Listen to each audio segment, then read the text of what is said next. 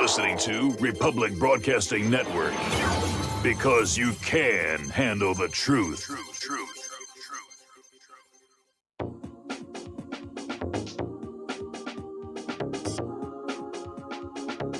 What really happened with your host, Mike Rivero, because World War III is a really bad idea. Here is your host, Michael Rivero. Welcome to our show today. It is Wednesday, January 27th, 2021, middle of the weekday, hump day, starting a long, slow glide down to Powhatan Friday and another weekend. And it is really snowing here in Santa Claus, Indiana. It's just coming on down out there. So, it's getting white out there. What can I tell you? Anyway, we have a lot to talk about today. Mike is in our control room, twiddling the dials, keeping us out of trouble. And we're going to do news until we run out of news. And then we'll open up the phone lines for you to call on in and just scream whatever it is that's on your mind here.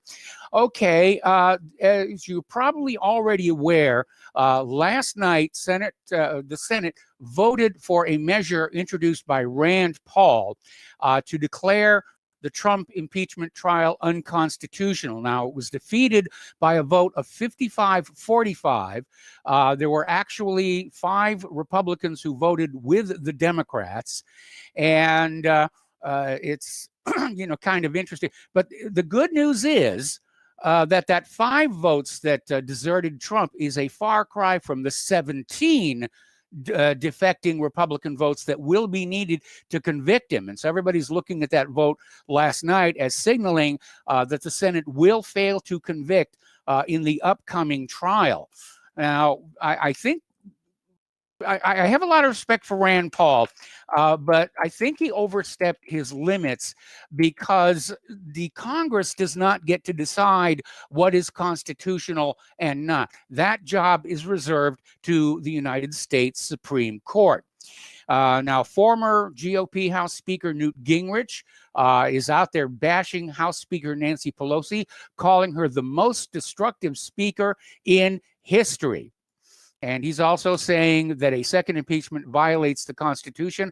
I'm not sure technically that it does. It is a pointless exercise given that Trump is now out of office. But apparently the idea is if they can convict him, then he can be banned from ever running for public office again. They are that afraid of him, that while the pandemic is raging, the economy is going down the tubes, we're hovering on the edge of war with all these countries around the world, but by golly, we're going to get that Donald Trump. That seems to be their top priority here.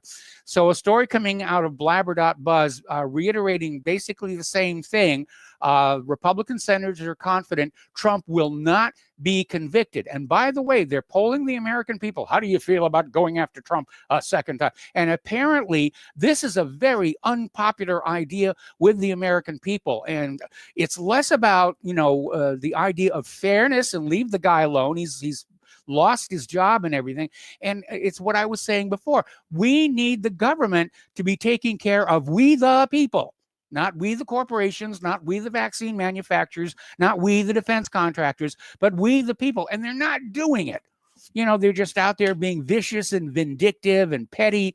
And really, it's a kindergarten over there in that Capitol building.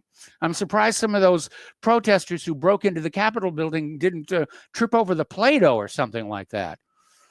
All righty. Now, the Biden administration is unveiling a plan to combat domestic extremism, which is kind of a vague definition. And apparently Jen Psaki announced at a briefing last Friday that there will be a 3-pronged interagency plan to assess and combat the threat posed by domestic violent extremism.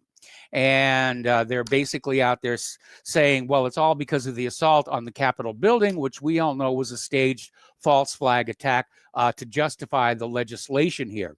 But everybody is very concerned about this over at the Rutherford Institute.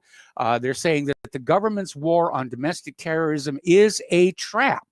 And we are moving down that slippery slope to an authoritarian society in which the only opinions, ideas, and speech expressed are the ones permitted by the government and its corporate owners.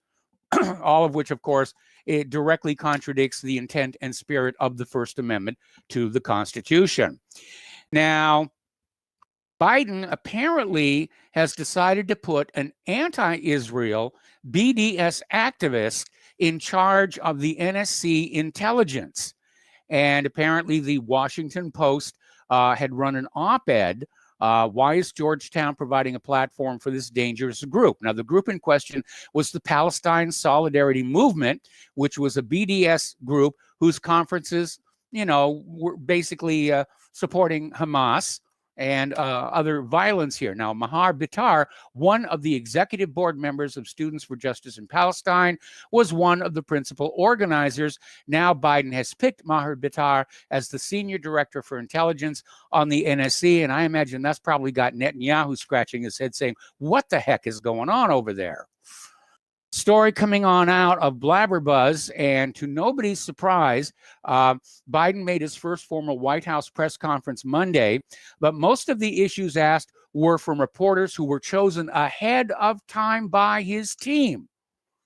And apparently this is the new normal, softball questions from pre-selected reporters, and they're wondering, what is Biden hiding?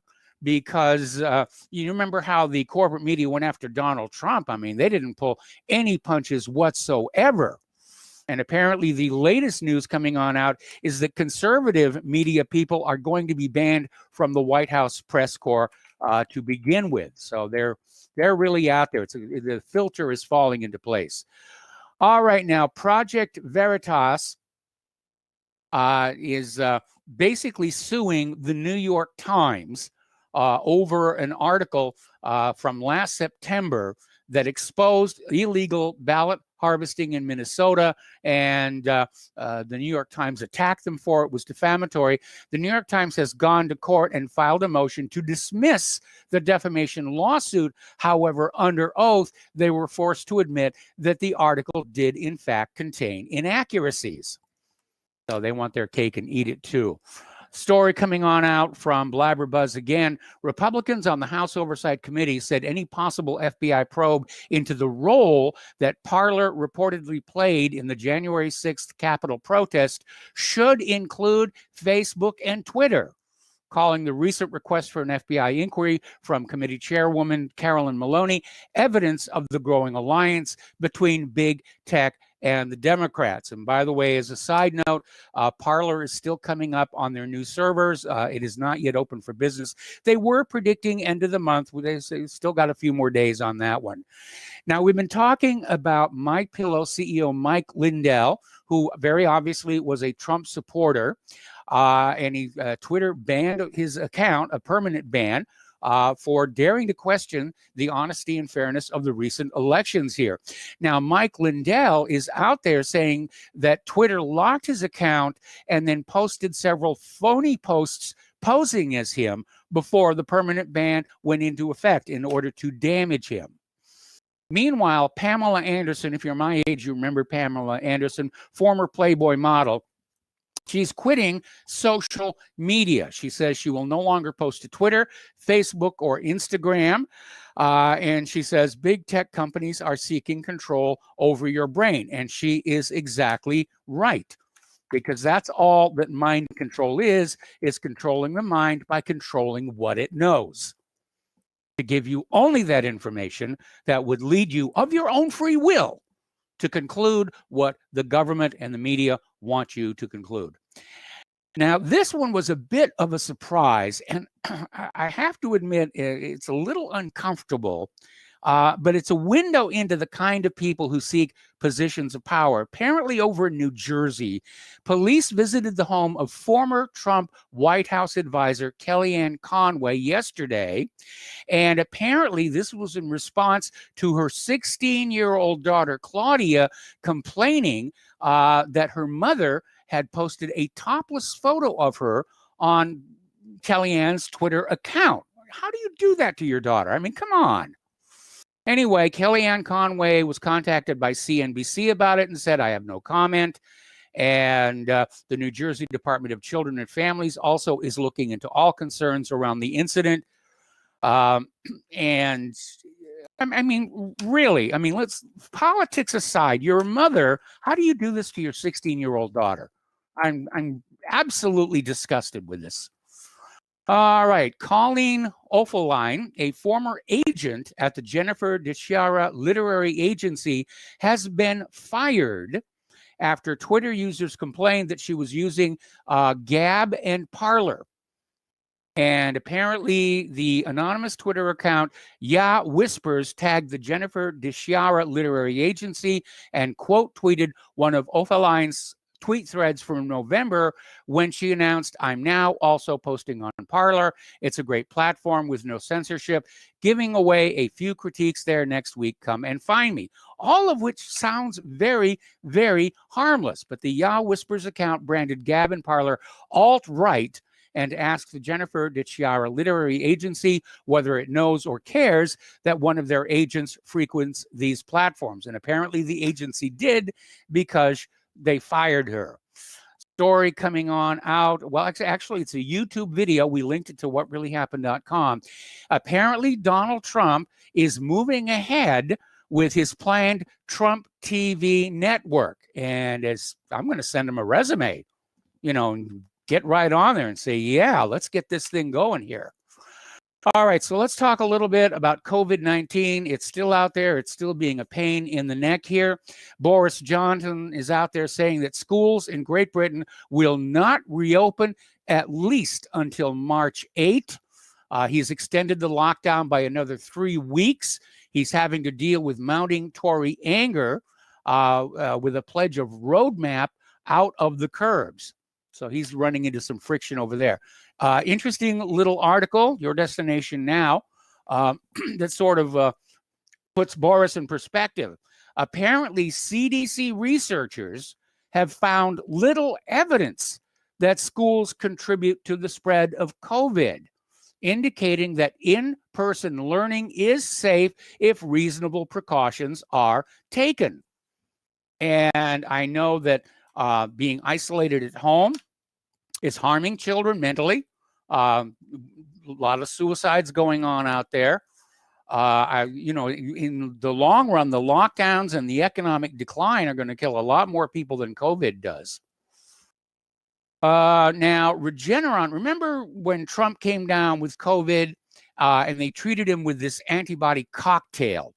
And apparently this antibody cocktail prevented 50% of people exposed to coronavirus from getting infected in the first place.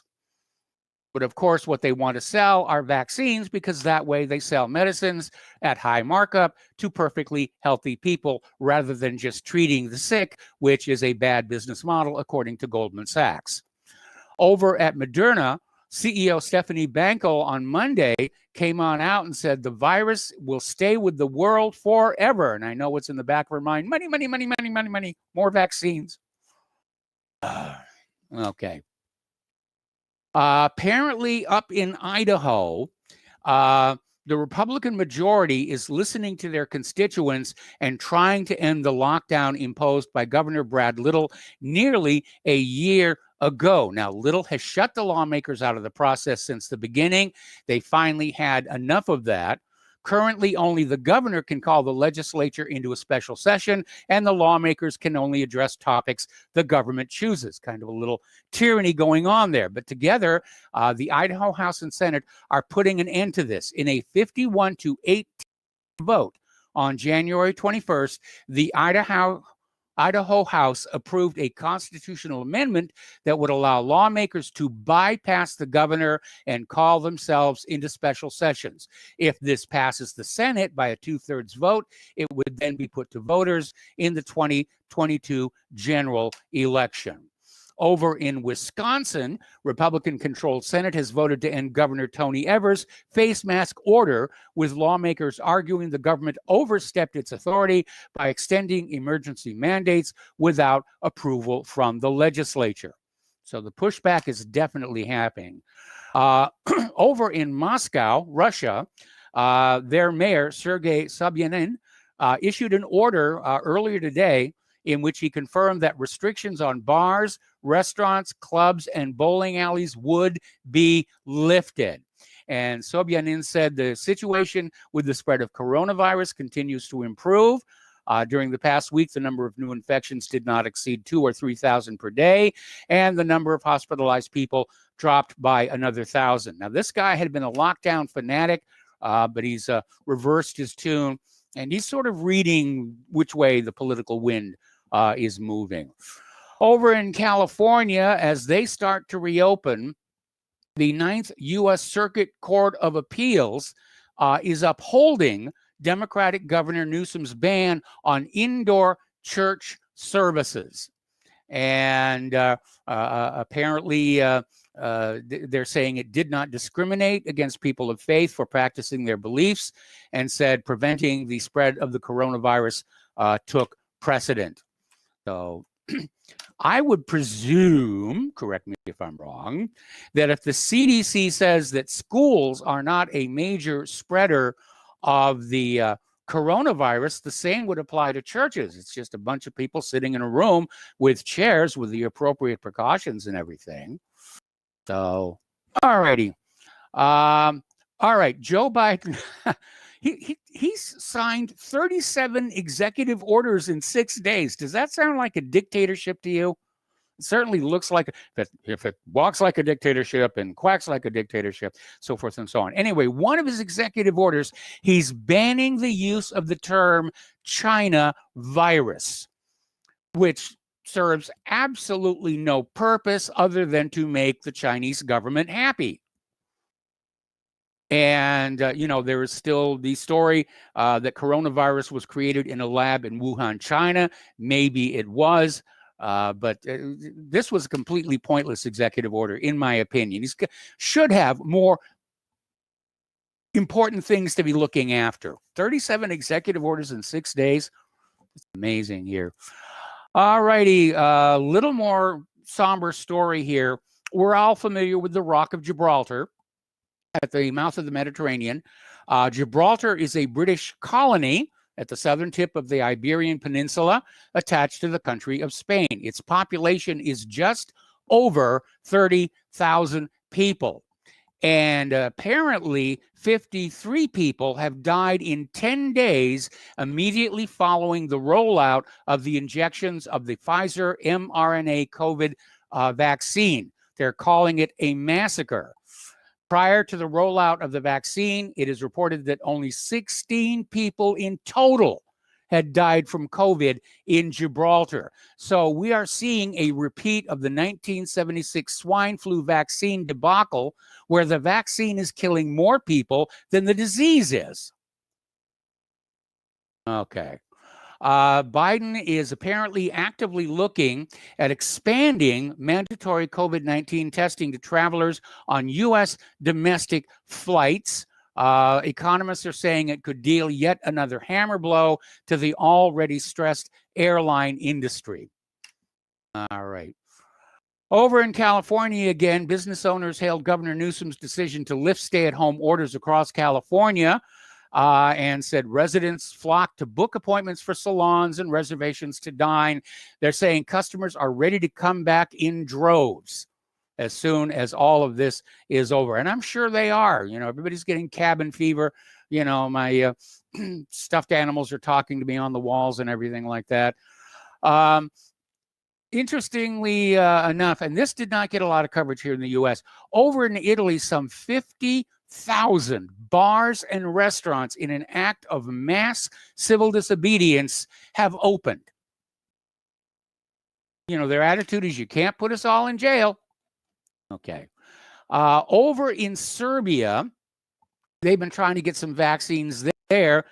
They could not get them from the European Union, so China has stepped in, supplying Serbia with vaccines.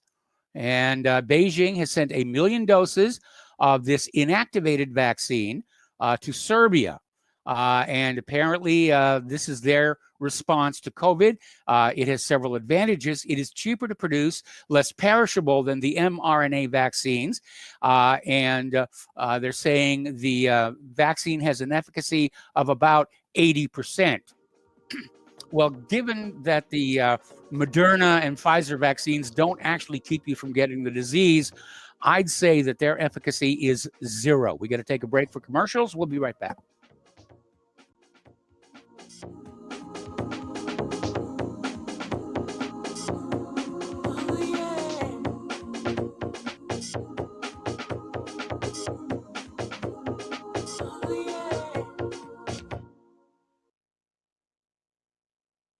Ladies and gentlemen, J.R. Moore here. We have a special promotion going on at Republic Broadcasting. This is a fundraiser for Republic Broadcasting involving the energy cleaner. Mail me a postcard. My address is at my website at thelibertyman.com. We pick a postcard every other Thursday. When your postcard is drawn out, you get to buy an energy cleaner for $215 instead of $285, $70 discount. $200 goes to Republic Broadcasting. You also get a 10% discount on my mattress pads. So get those postcards in, put your name, your telephone number, your email address on there, and when your postcard is drawn, you get to get an energy cleaner for $215 instead of $285. Mattress pads, 10% off. Help us out at Republic Broadcasting and help yourself to get an energy cleaner at a deep discount. It's a win-win situation for everybody. We hope you can get these postcards in soon. Thank you very much. Folks, we're living in a world the likes of which we've never perceived any clearer than we do now. The plan for global governance has been in the works for generations and would have likely been achieved by now, but for the fact that the globalists left open their Achilles heel. With all their tools, Federal Reserve System, fiat currency, no child left behind, and then Common Core education introduced to our schools to dumb us down, vaccines, pharmaceuticals to lobotomize us, GMO foods, insertion of compromised or bought and paid for politicians, judges, mainstream media propaganda, all pieced together like a puzzle designed to ultimately bring the world under submission. But with all their strategy, they forgot one thing: knowledge. And knowledge is power. With knowledge, their bombardment is nullified. Folks, with that, as brilliant and knowledgeable as you've become, among the wisest audience of any radio audience in the world, and you are, I want you to take a moment to reflect and ask yourself, how much of that knowledge did I obtain from Republic Broadcasting Network? How high has my consciousness been raised since I've been a listener? How fast am I now able to discriminate truth from fake news by being a Republic Broadcasting listener? How clear am I now able to see the world since I've been listening to RBN? Ask yourselves those questions, folks. Then ask yourself, what is that knowledge worth to me? Like my morning coffee, how would I survive without it? A voice of truth in a sea of lies. Do we not all need to make sure it survives? Like public broadcasting, we are now finding we can only survive with listener support. Censorship, advertisers being attacked, truth itself being attacked. It's the only way through this. We at Republic Broadcasting humbly ask you to become a supporter. Look at your budget and make a determination of what Republic Broadcasting is worth to you and what you can afford on a monthly basis. Go to republicbroadcasting.org and pledge 20, 30, 40, 50, if possible, 100 a month or more if it's affordable. Click the donate button and become a regular monthly donor. Assure both us and yourself that Republic Broadcasting truth will continue to flow like that morning coffee. The network thanks you. Politicians and preachers once sometimes told the truth. We didn't throw war's first stone and sacrifice our finest youth. With no video games or cell phones, a house felt like a home. Children fought and played together instead of on a computer alone. Welcome back to our show here, and for those of you watching on YouTube, you will see I am wearing the official RBN t-shirt. There it is on the pocket, and let me turn around here and give you the view of the backside where it says you can handle the truth. Yeah, oh, there it is. There we are. I'm not very good at being a runway model, what can I tell you? And right now there's a deal going on where if you want one of these t-shirts, you need to donate $100 to Republic Broadcasting Network. And obviously, to get the t-shirt, you have to send in your donation by mail and include your return address and your t-shirt size. So, be one of the super donors and get yourself an RBN t-shirt today. Meanwhile, for everybody else, the postal address to send a contribution to Republic Broadcasting Network is Republic Broadcasting Network, 2251 Double Creek Drive, number 302, Round Rock, Texas, 78664. The phone number where you can make a credit or debit card donation is 800-724-2719, extension 3. The network thanks you. And I thank you as well. And by the way, all that contact information is available at the top of republicbroadcasting.org. Okay, boy, the snow is still coming down out there. Getting on back to health issues, there's a story over at statnews.com, and it's talking about how there is a growing percentage of lung cancer cases turning up in people who don't smoke. Now, right now, breast cancer hits 1 out of every 8 women. And, you know, there's a lot of nasty stuff out there. But apparently there was this woman, 33-year-old oil trader, and it showed she had lung cancer. Mandy Pike was her name. And she said, but I never smoked, and it just seemed surreal. But the article goes on to say, right now, 12% of U.S. lung cancer patients are people who have never, ever smoked. So something else is going on out there. Turning to the international news here, missiles explode in the skies over Riyadh. The United States boasts that they are going to deploy the Iron Dome in the Gulf. Apparently, they're bringing back the ISIS monster to scare us all into submission again here.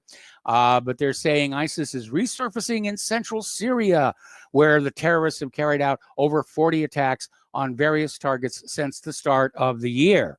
And apparently back on the 24th, ISIS cells ambushed a bus carrying Syrian army troops on the Homs Deir Ezor highway. 3 soldiers were killed, 10 others were injured. And they're saying the ISIS units came from the area of Al-Tanf. So Biden's in office and the wars are already cranking back up here. Secretary of Defense Lloyd Austin spoke with Japan's defense minister for the first time, reaffirming Washington's commitment to defending Japanese sovereignty over the Senkaku Islands, or the Diaoyu Islands, as they are known in China. Now, these are basically rocks. They're uninhabited. They're in the East China Sea. They're currently administered by Japan. They've been in Japanese hands since 1895. And they're not worth anything. But hey, any excuse to start the shooting with China, I guess, here. Speaking of China, apparently they're getting ready to launch their 3rd aircraft carrier later this year. This is a very new and different model. It's much larger. Apparently, they have electromagnetic catapults like the Gerald Ford. Hopefully, they'll have better luck with them. And it will enter naval service around 2025. According to the latest photos, blocks of the Type 003 aircraft carrier are being assembled in Shanghai, and the general outline of the warship is already identifiable. Ordnance Industry Science Technology, a Chinese defense industry magazine, said in a report published in its WeChat account on Saturday, after all the blocks are put together, the upper structures will be installed. This is how they normally do it anyway. And it will put to sea. Now, we've all seen the B-52. It's been around a long time, 70 years, in fact. And it's one of those rare airframes that just keeps flying and flying and flying. The DC-3 Lancaster is another one. They're still around the world. The Ford Trimotor, the only aircraft the Ford Motor Company ever built, and it just lasted forever. So the B-52, known as the Big Ugly Fat Fella, is now being refitted to modernize it and to be able to, operate in concert with more modern battle systems. So anyway, it is a monster plane. I'm opposed to war, but some of their toys look like they're really fun. What can I tell you? All right, now, Lieutenant General Charles Flynn, brother of Michael Flynn, has... Oh, I got to take another break here. My goodness, how time flies when you're having fun. We'll be right back.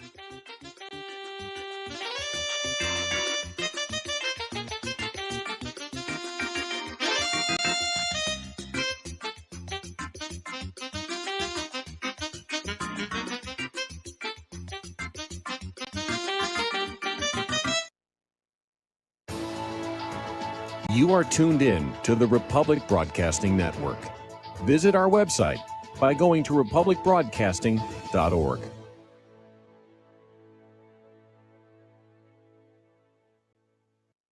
Homeowners, if your lender has gone out of business or sold your transaction to another lender or servicer, you may be the victim of a wrongful foreclosure, resulting in the loss of your home. If you've already lost your home, are in foreclosure, or even in good standing, you can challenge the mortgage transaction's illegal issue, and your property can be restored to you, and your foreclosure can be stopped or reversed, and the mortgage transaction declared unenforceable. State laws, U.S. title codes, the Uniform Commercial Codes, and U.S. Supreme Court rulings have upheld that defective mortgage documentations can reverse or stop foreclosures and enforce property title claims in favor of the homeowner. We are having successes in stopping the process of foreclosure, the enforcement of the foreclosure judgments, the sale of property, and evictions after the sale. We are not attorneys, and we don't give legal advice. We are a professional team of legal researchers, providing forensic mortgage audits and expert witnesses. We have the knowledge to produce the evidence and enforce laws regarding your legal issues. We've been in business for 12 years without a complaint. Consultations are free, and we provide a free title search to confirm if your mortgage has legal defects. Please call 855-253-3748. 855, the number 2, keep it today.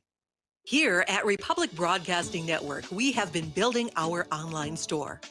Well, we have been focusing on bringing you the best talk show host in the country. Here at Republic Broadcasting Network, we also want our listeners to have products they can use every day and in times of emergency. We have added new products each week to our store. Your support of this network, plus products at the best prices, is a win-win situation. Check out our new store. Go to our website, republicbroadcasting.org, and click on the online store located at the top of our website. Together, we can continue to grow RBN and help our listeners prepare for the future. Go to republicbroadcasting.org and click on our online store or call us. 800-724-2719, extension 3. 800-724-2719, extension 3. Hey, honey, I'm home. I grabbed the newspaper on the way home. Look at all the news today. The newspaper? Don't you know that all you're going to get in the newspaper is propaganda, twisted news, and false information? Honey, this is a national newspaper. It has to be true. Ha! For some reason, a majority of the population believe anything the mainstream media tells them. The newspaper does not give out the important attention on what's happening to this country and news that affects our daily lives. Say, does that newspaper mention anything about the North American Union? No, not that I can see. I didn't think so. You need to go to www.newswithviews.com, where truth is more important than political correctness. That's www.newswithviews.com. Hey, don't throw that away. We can use that in the birdcage. Okay, move over. Let me start reading newswithviews.com.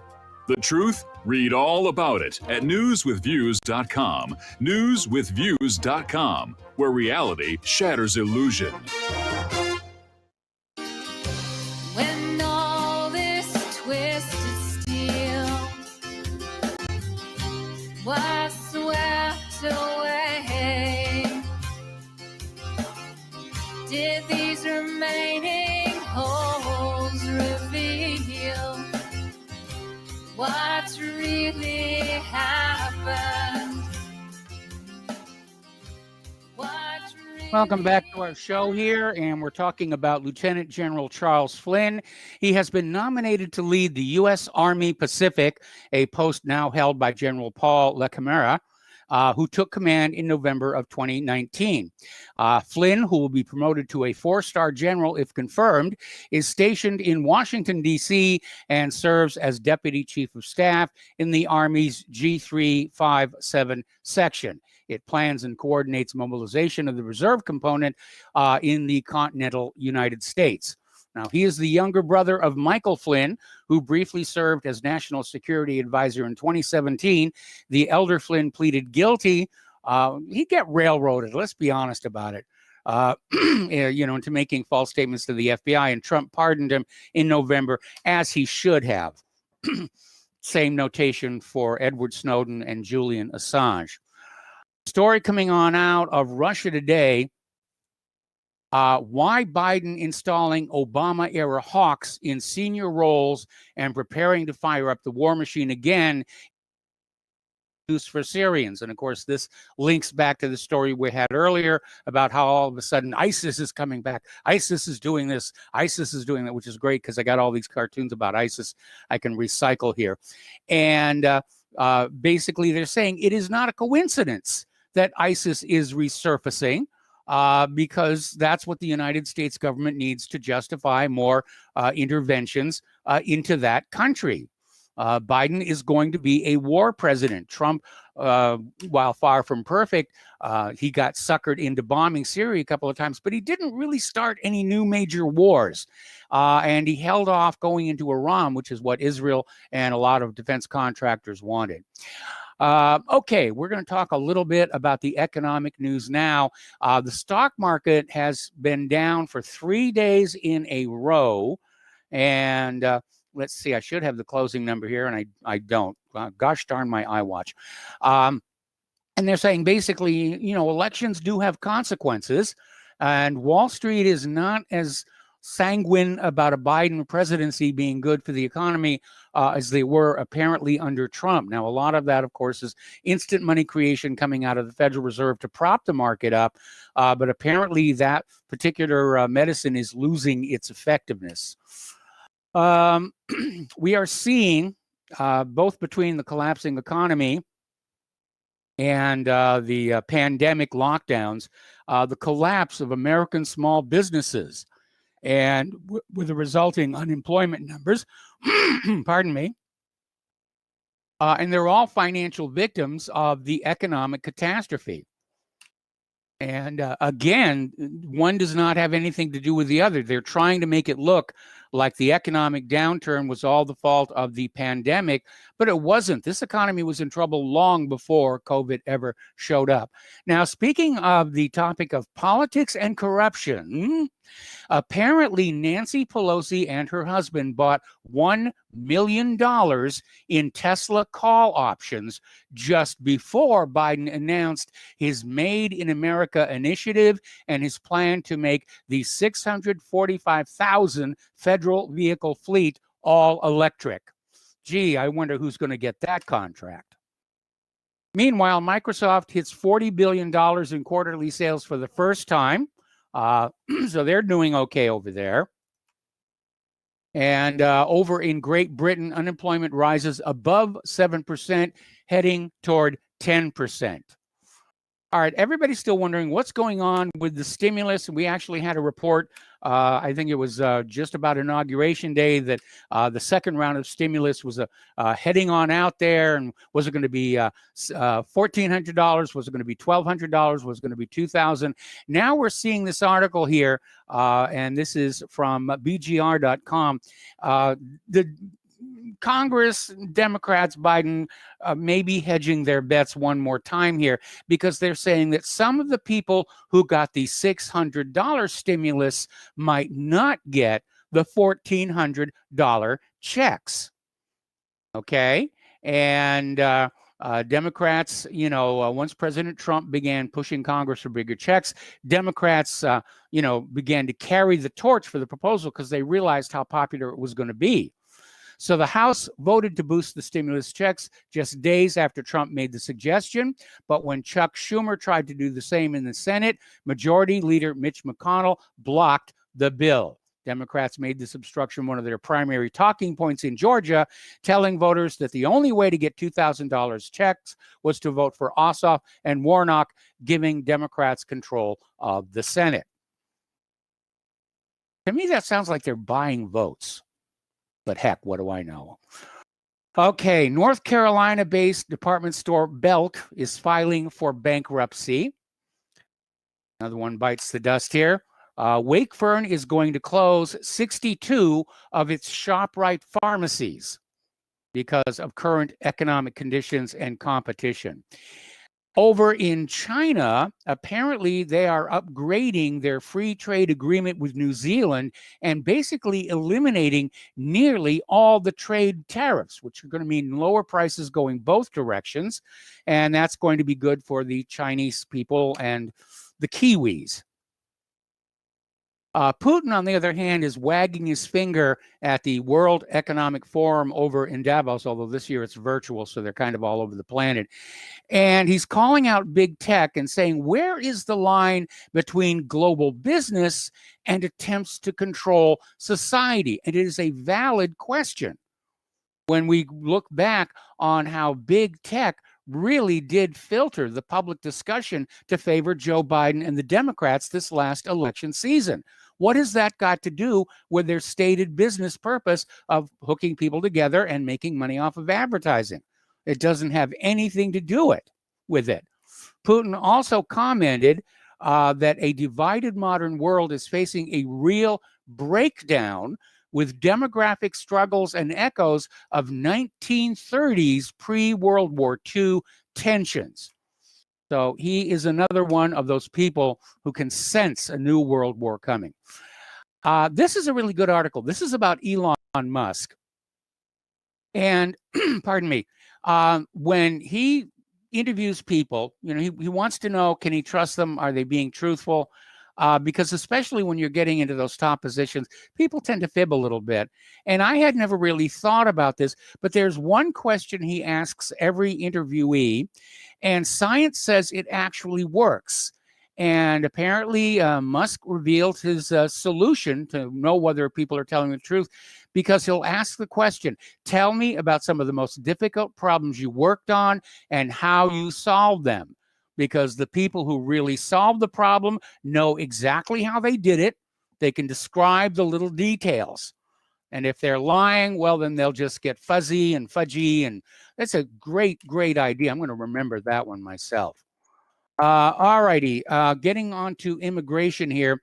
Biden's Justice Department formally rescinds the zero-tolerance border policy, which led to Trump's family separation disaster. And they basically rescinded Trump's memo that enforced migrants crossing the U.S. border, which resulted in thousands of family separations. That was a bad move on Trump's part, not because that it was ineffective. It just looked bad. And remember, politics is perception.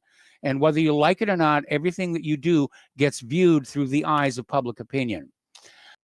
Down in Texas, a federal judge, District Judge Drew Tipton, citing a lawsuit by the Texas Attorney General, has issued a 2-week temporary restraining order shutting down U.S. President Biden's efforts to halt all illegal immigrant deportations for 100 days.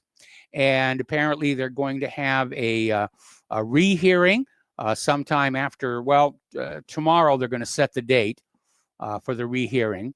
And apparently Texas Attorney General Ken Paxton declared victory, saying that he and his team had stopped a seditious left-wing insurrection. And they certainly did on that one. Meanwhile, Biden wants to give $4 billion with a B of your tax dollars in aid to Honduras, El Salvador, and Guatemala on their promise to reduce migration. This is actually being revealed by Mexico's President Andrés Manuel López Obrador. And he said that Joe Biden told him the U.S. would send $4 billion to help development in these countries in order that life in those countries would improve to reduce the tide of migration to the United States. $4 billion. I wonder how much of the border wall that would have built. Something to think about there. All righty, little bit of a whoopsie.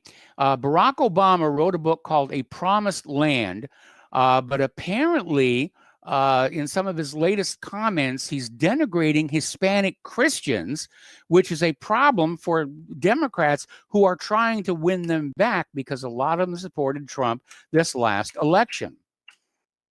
Okay, a little bit of gun news here. Over in Jacksonville, there's a gun store manager who's saying, this is Action News. Courtney Cole spoke to management at Green Acres Sporting Goods, and they said, nearly 5 million Americans bought a firearm for the first time last year, according to the National Shooting Sports Foundation. 3 weeks into the new year, there are no signs of stopping, and a lot of people are noticing it's harder to find ammunition. That's certainly true around here. I mean, the shelves are just empty. They're unloading that stuff from the back of the truck and selling it. So the ammo shortage is hitting home as firearms permits increased in Illinois and Idaho. last year. So it's been completely insane out there. I mean, every time the Democrats start talking about banning guns, they become the gun industry's most powerful salesman. Gun sales are surging in Florida, and apparently women form a large portion of that. Women account for more than 40% of those sales. And so they're taking arms and taking aim, rather. And I think that's a good thing. You know, I often thought that the anti-gunners would view a woman raped and strangled with her own pantyhose in an alley as morally superior and preferable to that same woman explaining to the police how her attacker got shot. So over at gunowners.org, they're running a petition on how we can stop Biden's gun control. And it starts out saying, with Biden in the White House and Chuck Schumer ruling the Senate, it's going to be a very rough 2 to 4 years for gun owners. And they're basically saying the survival of America as we know it is at stake. And they said the Democrats succeed in eliminating the Senate filibuster. They can basically do whatever they want. They will be in control of the Senate, and the GOP will be pretty much paralyzed. And the anti-gun Democrats are still threatening to pack the U.S. Supreme Court and load it up with anti-gun judges so that they can basically take anything to the Supreme Court, and the Supreme Court will say, well, no, that's not a violation of the Second Amendment, and yes, you can take their guns and make them use slingshots. Because after all, David slew Goliath with a slingshot, so that's all you reasonably need to protect your home. Biden is sending Tinkerbell to war. That's the title of an article from Investment Watch blog. And what it's talking about is Biden rescinding the ban on transgenders serving in the military. It's going to create a huge morale problem, and it's already starting because apparently female soldiers will be forced to shower with men who claim to identify with being women. And apparently directives issued during the Obama-Biden administration brushed off concerns about personal discomfort and said women will just have to get used to it. I'll bet you enlistments start falling right away here. Apparently, Biden's press secretary makes it clear that Antifa is now a protected class in Joe's America. And this after they destroyed the Democratic headquarters over in Portland. There's something very weird going on there. Getting into computers and whatnot, apparently, I think it was yesterday, it was Monday actually, there was a massive internet outage that hit the entire East Coast, and it all came down to a single fiber line that was accidentally cut in Brooklyn, and it shut off users of Zoom, YouTube, Google, Gmail, Google Meet, Robinhood, Slack, Spotify, and Amazon Web Services. This actually happened yesterday morning.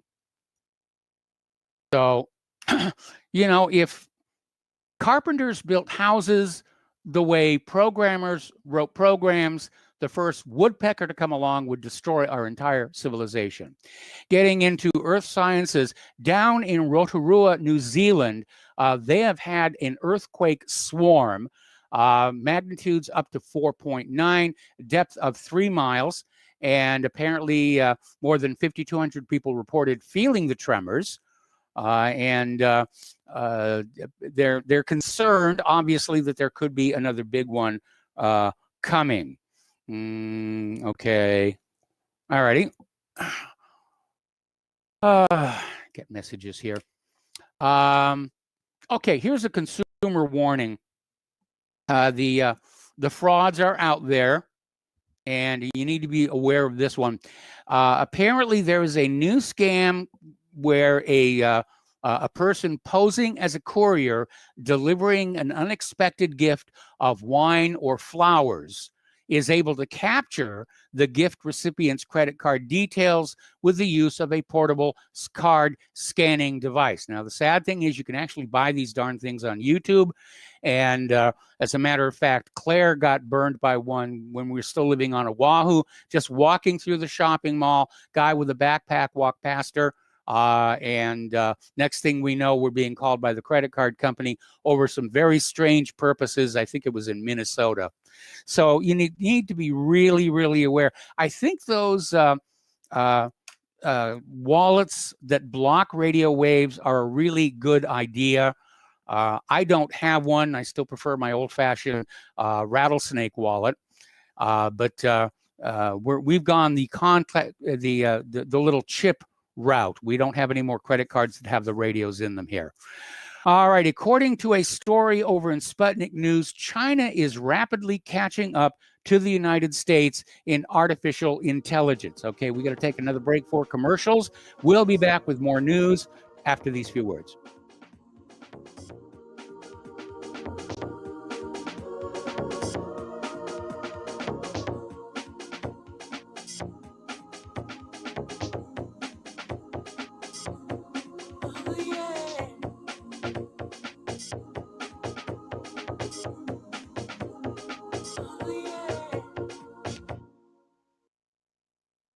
Homeowners, are you in foreclosure, expecting to be served with a foreclosure lawsuit, or suspect your lender has coerced you into an illegal mortgage transaction? A huge number of mortgages made in the last 10 years have legal issues and are possibly defective. State laws and the U.S. Supreme Court have upheld that defective mortgage documents are grounds for foreclosure defense and for counterclaims in favor of the homeowner. If your mortgage has been sold or assigned since closing the loan, it may be defective and you may be paying the wrong party, and the lender may not have standing or the right to foreclose or collect payments under the law. If you would like to know if your mortgage is legal or not, or know if you are paying the right party, we can help. Our initial consultations are free of charge. We are not attorneys. We are legal researchers and work closely with experienced lawyers who know how to help you find the evidence to help you keep your home. Call toll-free 1-855-2-KEEP-IT. That's 1-855-2-KEEP-IT today. Is your property a financial burden and causing you grief? Have you tried to sell but can't find buyers? Or are you just too busy to sell your property? Don't worry, we have the right solution for you. We buy properties as is, with cash, close in 30 days, and pay all closing costs. Our service is ideal for property owners who are in pre-foreclosure, have high-end repair costs, experiencing financial hardship, going through costly divorces, are relocating, need cash for retirement, suffering family loss, or have tax liens. Whatever your situation may be, we can help you sell your property and get the money you need. If you own a single-family home or multiple family units, call us for a free consultation at 888-910-1037. That's 888-910-1037. Or visit our website at cashingproperty.com. That's cashingproperty.com. Sell your property fast and leave all your worries behind. Have you been looking for a trusted long-term storable food company? We have a solution for you. Simply Clean Foods is dedicated to providing the best quality food you can buy next to fresh from a farmer's market. Our line of resealable fruits, vegetables, and meats are suitable for everyday use, and you won't have to worry about throwing away valuable groceries ever again. Our food is completely GMO-free, and our stringent quality controls, plus testing for heavy metals, makes us unique in the storable foods market. Simply Clean Foods' primary focus is to bring clean food to people all around the world and change the way we look at freeze-dried food in our daily cooking. When you purchase from simplycleanfoods.net, not only will you be receiving high-quality food, but you will also be supporting veterans in need across the country and those who are affected by natural disasters. Right now, Amazon Prime members will receive fast 2-day shipping. Go to simplycleanfoods.net. That's simplycleanfoods.net. But do it today. Well, they're stealing down on Wall Street and in Washington, too. You know, it makes me wonder, what's a guy on Main Street to do? I've always tried to be an honest, upstanding kind of guy. But I must admit lately, I thought about giving something else a try. Oh, I want to be a pirate. I want to sail the 7 seas, yeah, I want to be a pirate. Welcome back to our show here, and to basically finish the story we were talking about, apparently there is a study out there saying that China is rapidly catching up to the United States in artificial intelligence. And apparently Brexit is going to hit the European Union's AI capabilities rather hard, because apparently a lot of that was being done in Britain. And this was all reported on Monday from the Information Technology and Innovation Foundation. Now, a lot of people are a little confused about what they mean by artificial intelligence, and perhaps because of too many movies, they think artificial intelligence is a self-aware, sentient creature. That is called general AI, and it is a dream yet to be achieved. What they mean by AI today are application-specific pieces of software able to learn and grow from their experience. So certainly that's going to be part of the general AI, but not quite there yet. Meanwhile, we're getting a warning from Apple. If you have the iPhone 12, do not put it in your breast pocket if you have a pacemaker. Apparently, there are some very powerful magnets in the new phones that can interfere with medical devices and should be kept at least 6 inches away. How did that get through the design phase? And how did they find out? That's the part that really worries me here.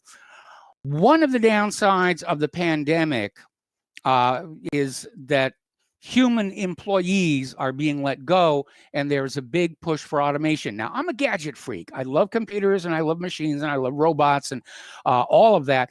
But I realize that for society to function, people have to have jobs. That's it.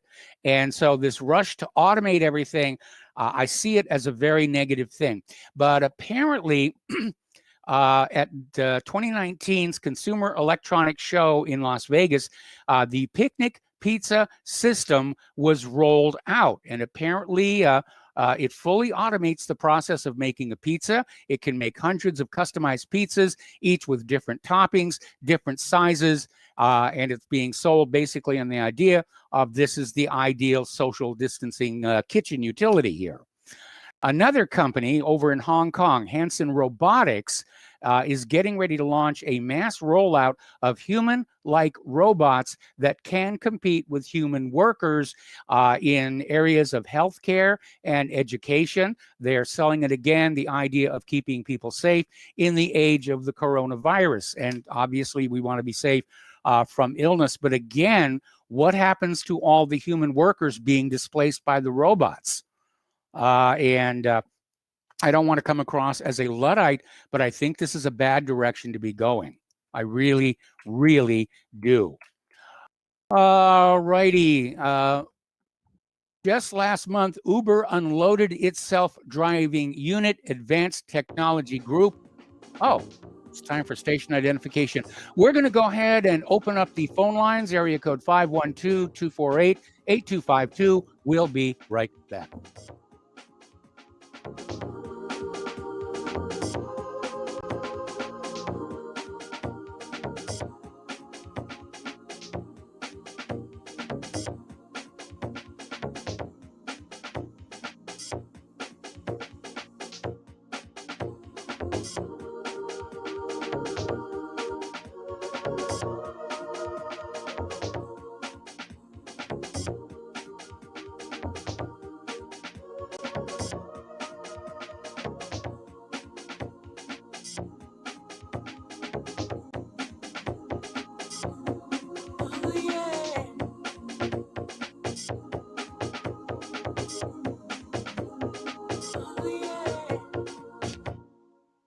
Corporate media dominates the American opinion. Finding independent voices that counter this avalanche is becoming increasingly difficult. With the endless corruption running rampant throughout our government, independent voices are needed more than ever to battle the offensive against our freedoms and liberties. As a listener of RBN, no one understands this concept better than you.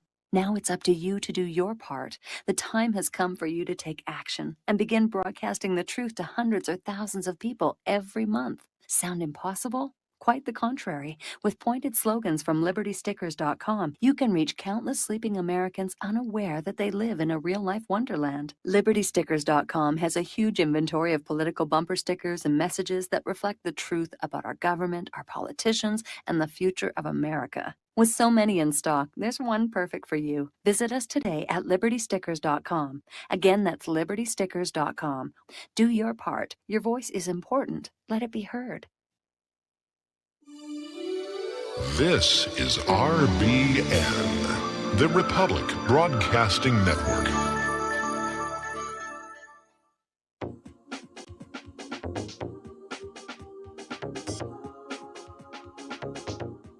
What really happened with your host, Mike Rivero. You're listening to the Republic Broadcasting Network, where you'll find out what the Fukushima's going on.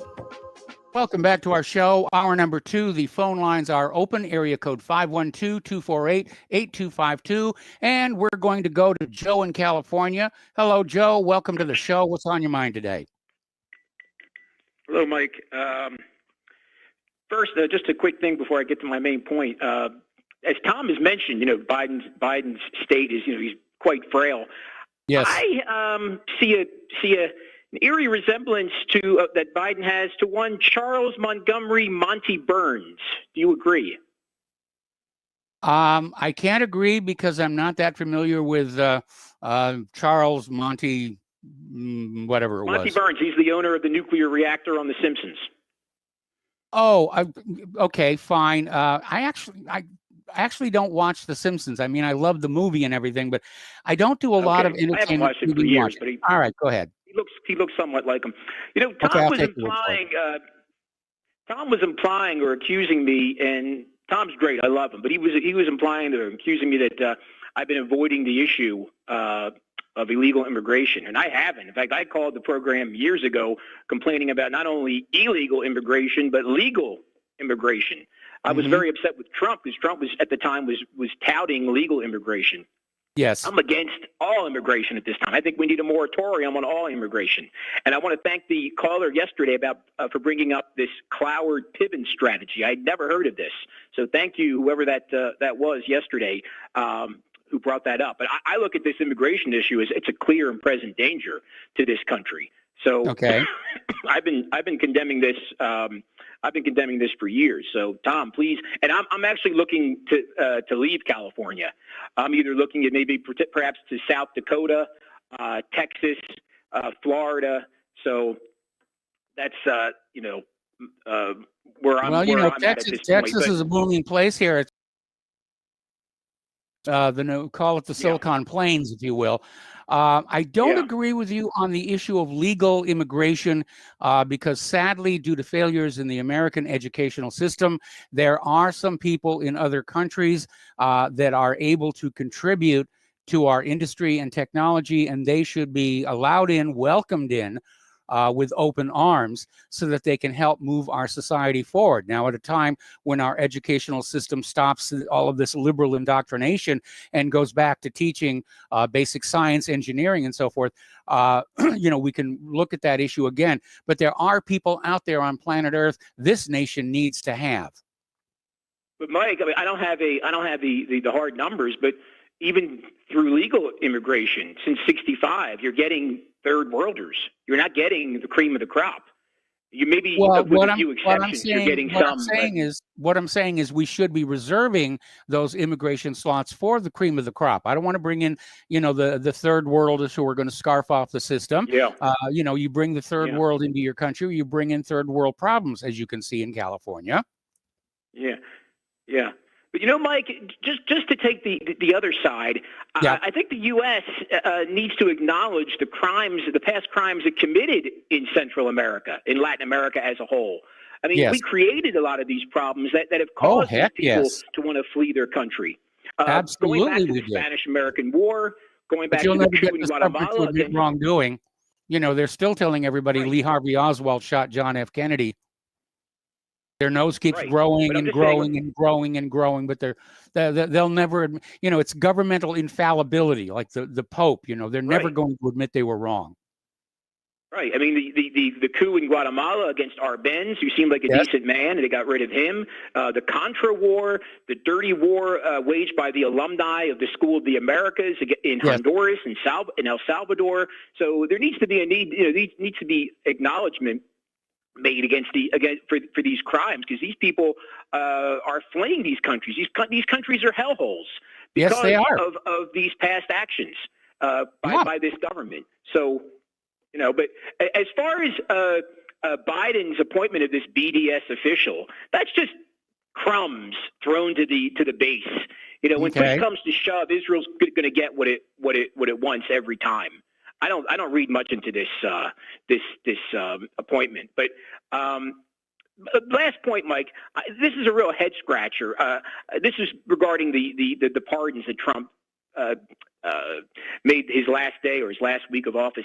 A pardon of the handler of Jeffrey Pollard's Israeli handler. What was behind such an unpatriotic act?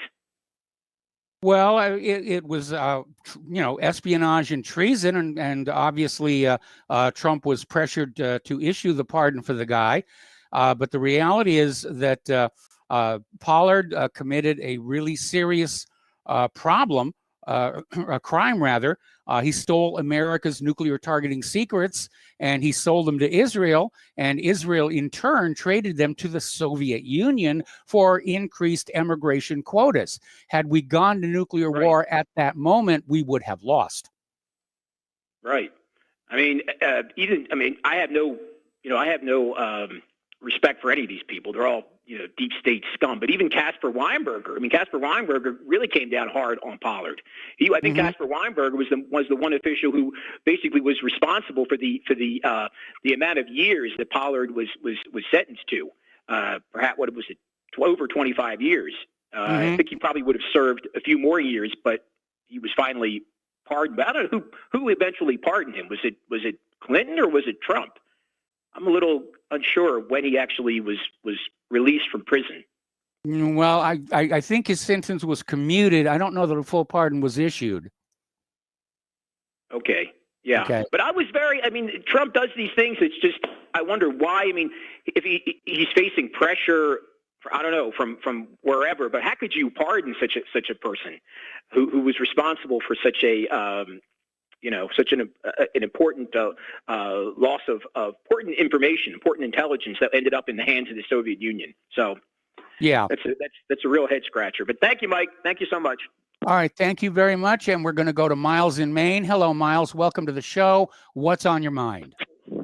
Yeah, aloha, Michael. Well, first of all, I didn't get to call in yesterday, but I wanted to address a couple callers, Joe and this guy from Maine, this other fella. I can't quite think of his name right now.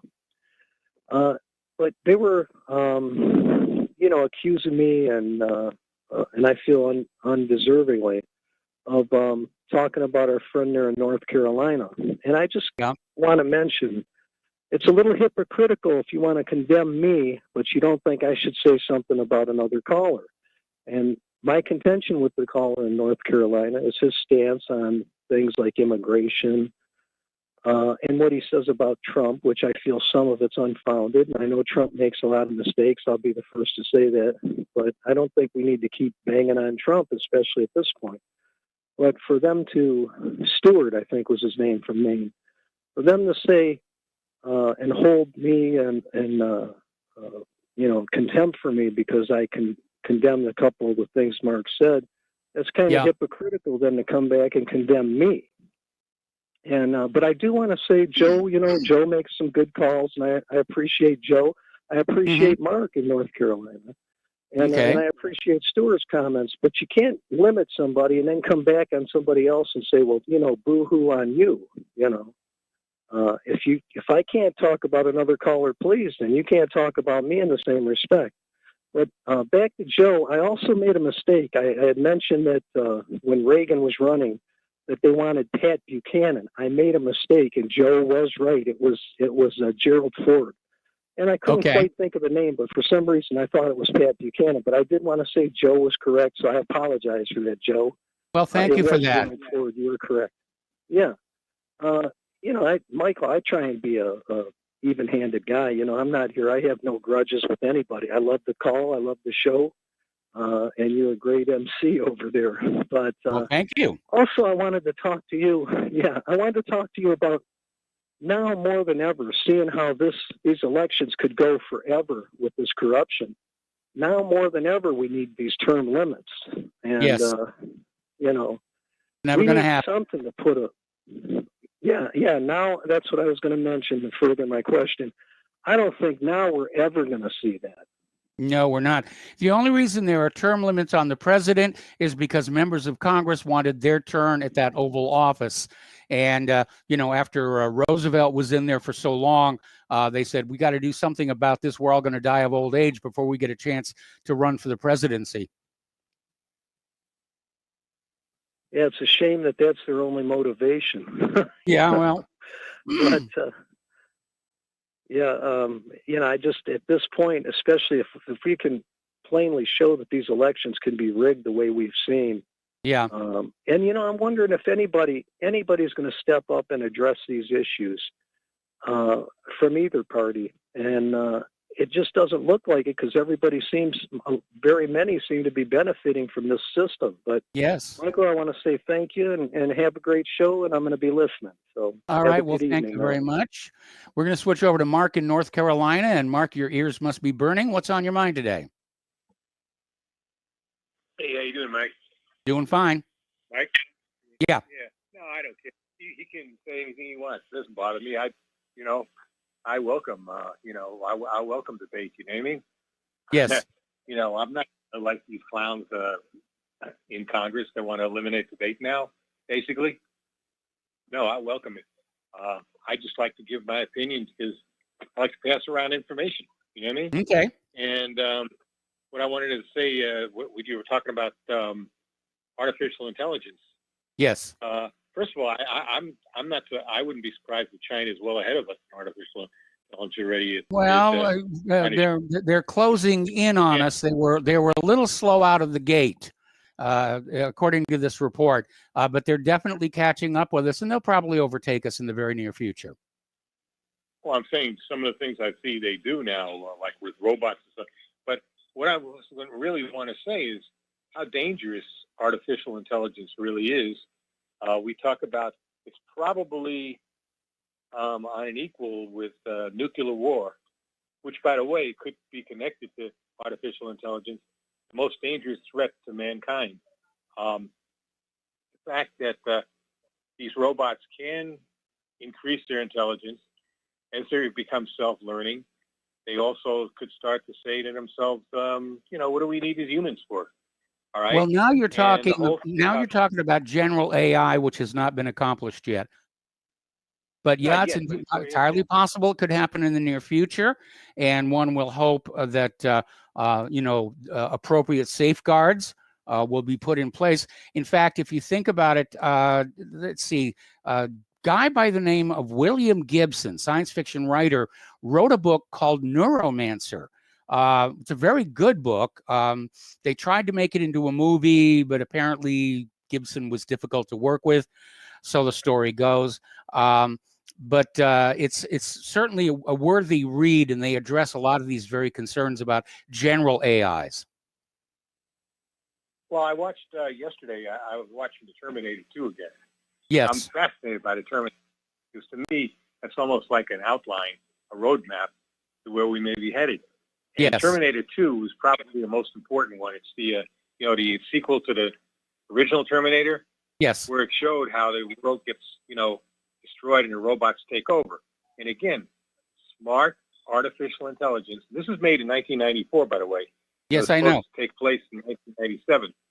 So that somehow that the Skynet, which was the program, would yes. take over completely and launch missiles at Russia, okay? Mm-hmm. And Russia, being obviously, Russia has the most, together with the United States, has the most amount of nuclear weapons, would fire back their missiles, and that would be it. The robots would take over, okay? Yes. It's not, that concept is not, out of there, because we are relying more and more on computers, with our defense systems, including our nuclear systems.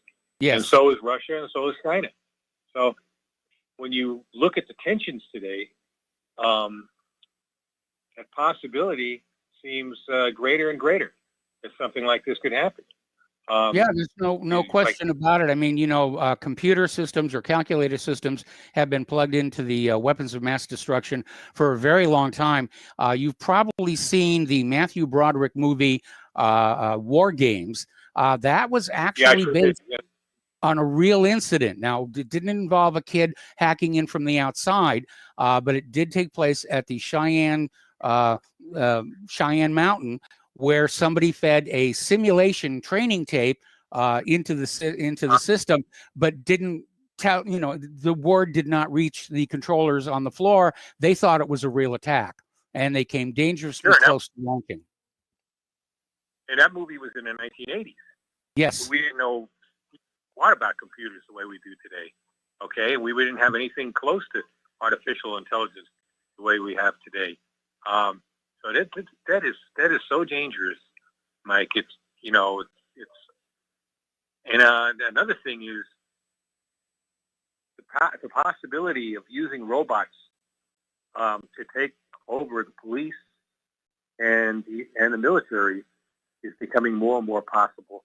And this is one of the reasons why I think that what they're doing, they're trying to they're attacking both the military and the police now, saying, oh, they're filled with right-wing, racist, white supremacists and all that.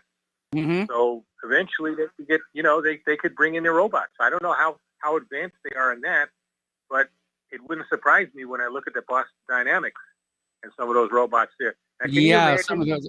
I love the video of the dancing robots here, which is not what they're built to do.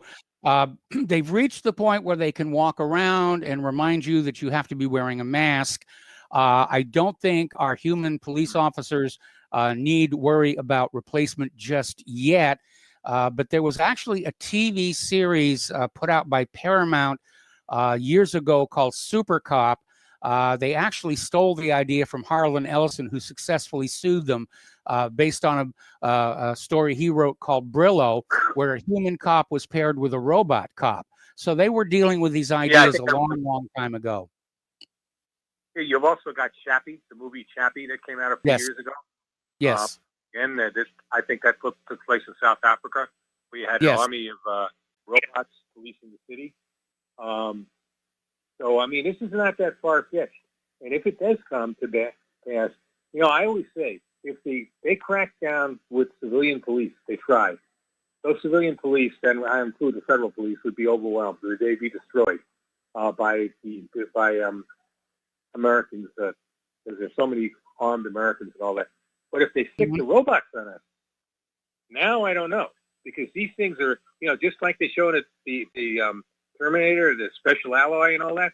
And those things that I saw in Boston Dynamics, that reminded me of some of those robots they showed in in other words, the Terminator has a human-like exterior, but inside it's, special metal frame. alloy. Yeah. Yeah, for a metal frame that is almost impossible to destroy. So this is not, what do we do then? Okay. And I do believe that they're looking to do that. I mean, even they were making, I think somebody were making a remark. Yeah, the guy he was talking about running for president, he used to play baseball. I think he was a roid head. That's why he was kicked out of baseball. Canseco, yeah. Canseco. Yeah. He was even after the George Floyd incident. He even tweeted, Canseco tweeted that, maybe we should replace the human cops and robots, So, I mean, this is not far-fetched. And, of course, the danger, too, is that they could replace the military with robots. And I think both Russia and China are working on that, too. It's going to be easier to replace the military with robots because they have a single task, which is to put large holes into stuff on the other side of the battlefield. Being a police officer is quite a bit more complex because you're dealing with a population that you are supposed to be, at least in theory, caring about. So we're already seeing the rise of military robots, self-driving trucks, and so forth. But a robot police officer, like I said, they've reached the level of nagging you for not wearing a face mask, but they've got a long, long way to go. Mike, you look at some of these governors who are acting like little Napoleons and Hitlers, right? With the with this silly COVID now, okay? Yes. Basically a cold, with this cold virus going Mark, around. Right? I got to put you on hold. I got to put you on hold. We're going to take a break for commercials, and we'll be right back.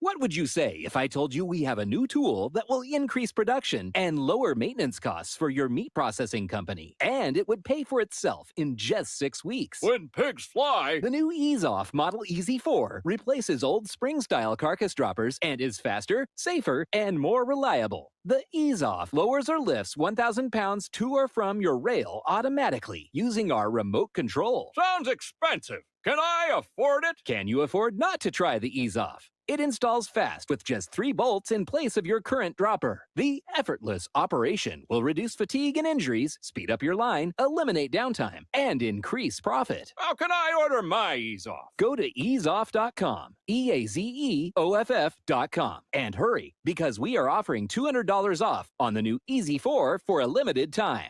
Easeoff.com. We make pigs fly. Cows, too. Ease Off LLC, Summersville, Missouri, 417-932-6419. Folks, we're living in a world the likes of which we've never perceived any clearer than we do now. The plan for global governance has been in the works for generations and would have likely been achieved by now, but for the fact that the globalists left open their Achilles heel. With all their tools, Federal Reserve System, fiat currency, no child left behind, and then Common Core education introduced to our schools to dumb us down, vaccines, pharmaceuticals to lobotomize us, GMO foods, insertion of compromised or bought and paid for politicians, judges, mainstream media propaganda, all pieced together like a puzzle designed to ultimately bring the world under submission. But with all their strategy, they forgot one thing: knowledge. And knowledge is power. With knowledge, their bombardment is nullified. Folks, with that, as brilliant and knowledgeable as you've become, among the wisest audience of any radio audience in the world, and you are, I want you to take a moment to reflect and ask yourself, how much of that knowledge did I obtain from Republic Broadcasting Network? How high has my consciousness been raised since I've been a listener? How fast am I now able to discriminate truth from fake news by being a Republic Broadcasting listener? How clear am I now able to see the world since I've been listening to RBN? Ask yourselves those questions, folks. Then ask yourself, what is that knowledge worth to me? Like my morning coffee, how would I survive without it? A voice of truth in a sea of lies. Do we not all need to make sure it survives? Like public broadcasting, we are now finding we can only survive with listener support. Censorship, advertisers being attacked, truth itself being attacked. It's the only way through this. We at Republic Broadcasting humbly ask you to become a supporter. Look at your budget and make a determination of what Republic Broadcasting is worth to you and what you can afford on a monthly basis.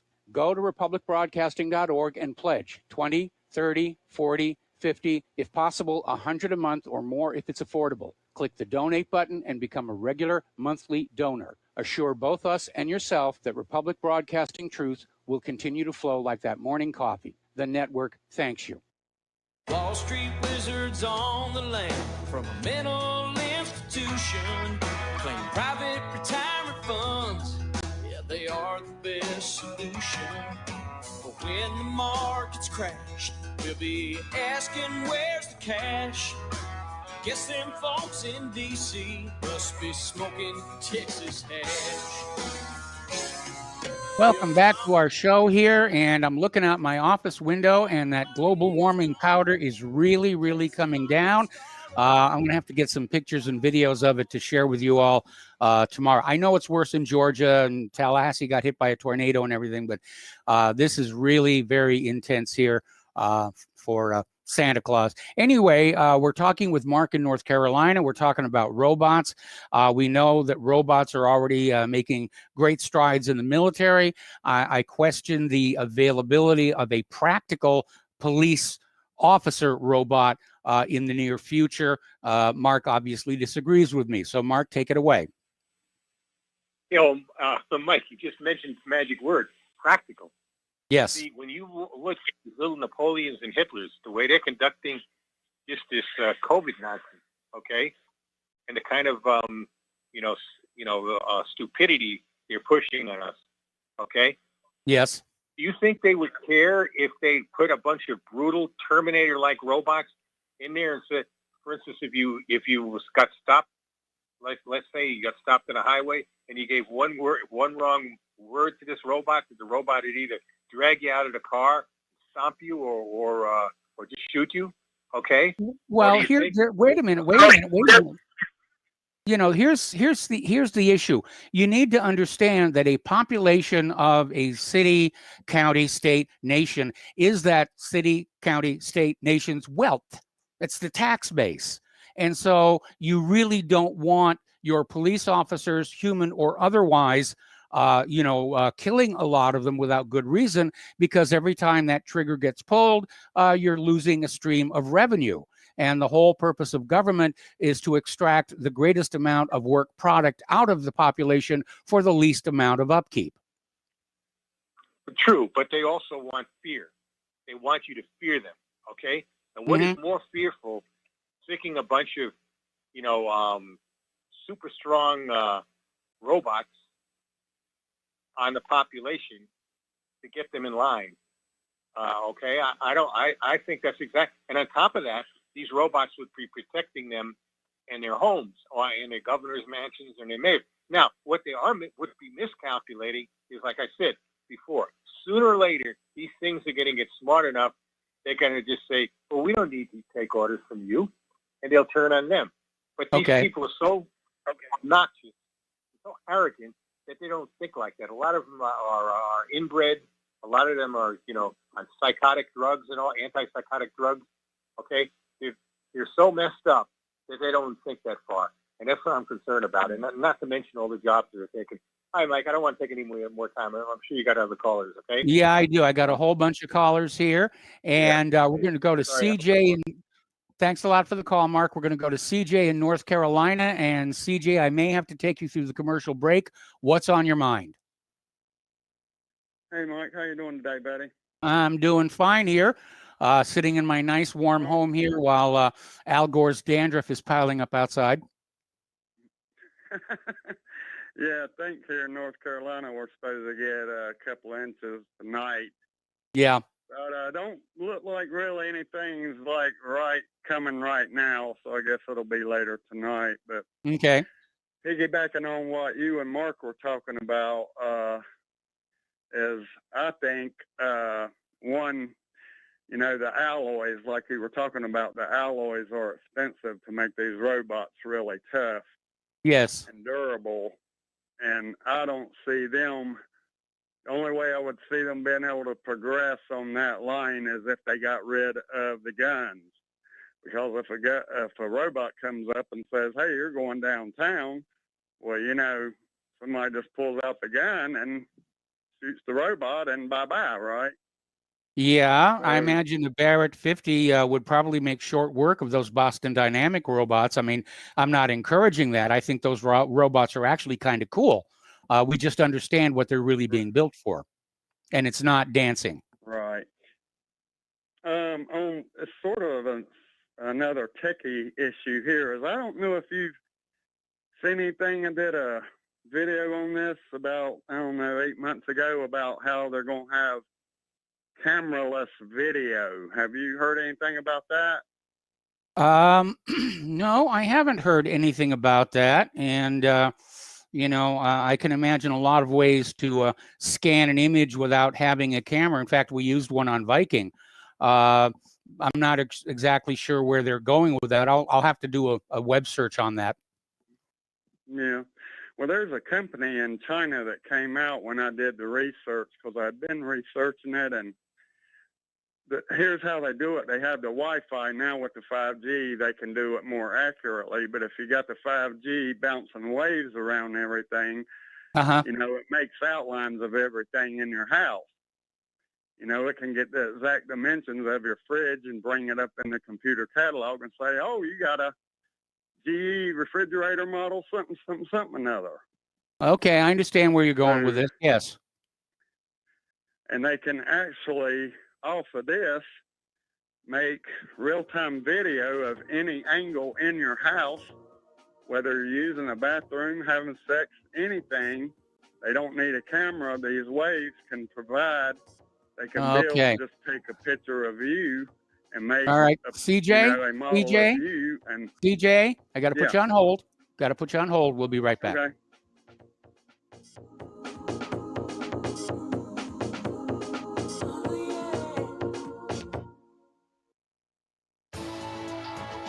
You are tuned in to the Republic Broadcasting Network. Visit our website by going to republicbroadcasting.org.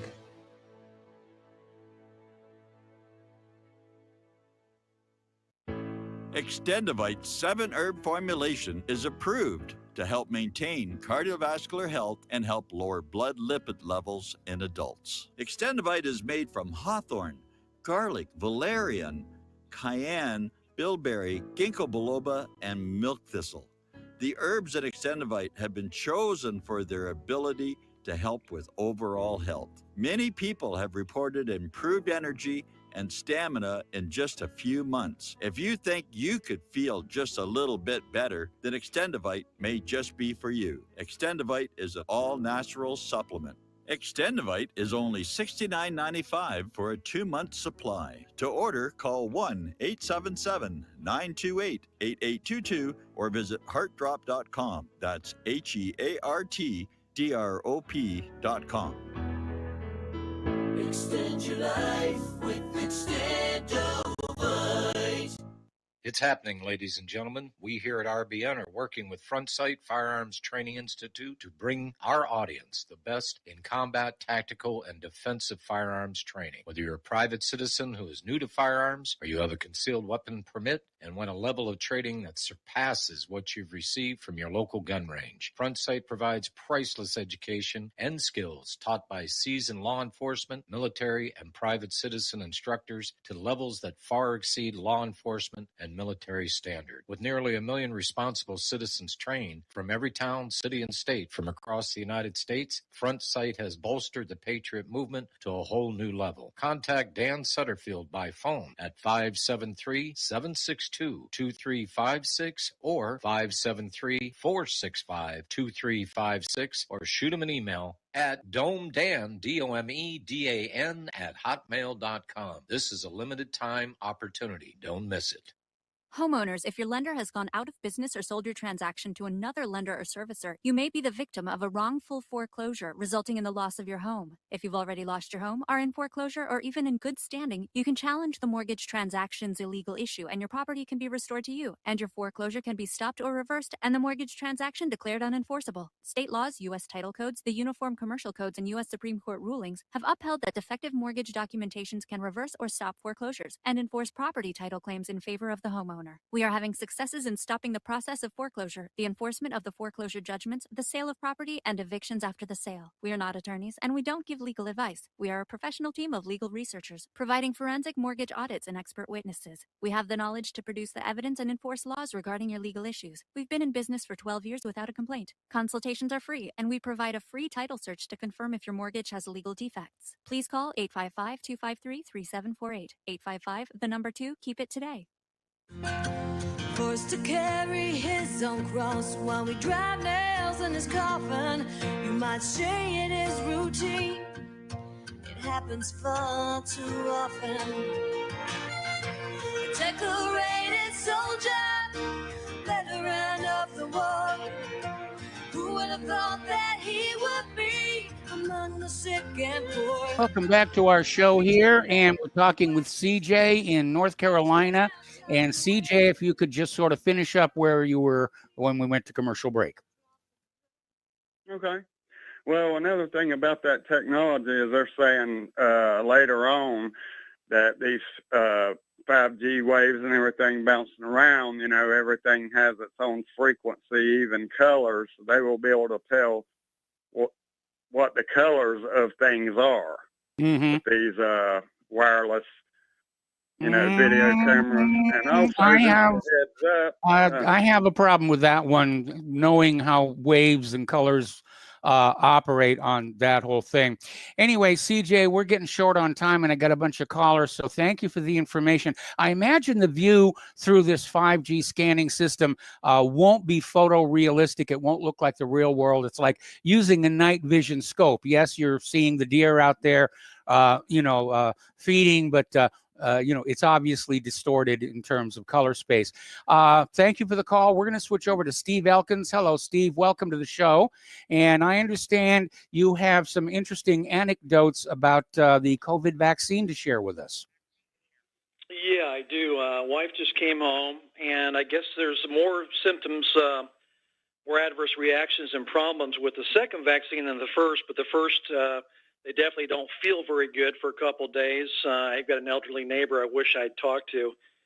Dad's got Parkinson's, and he took it. I wish I'd talked to him before that, but I just met him about a week and a half ago.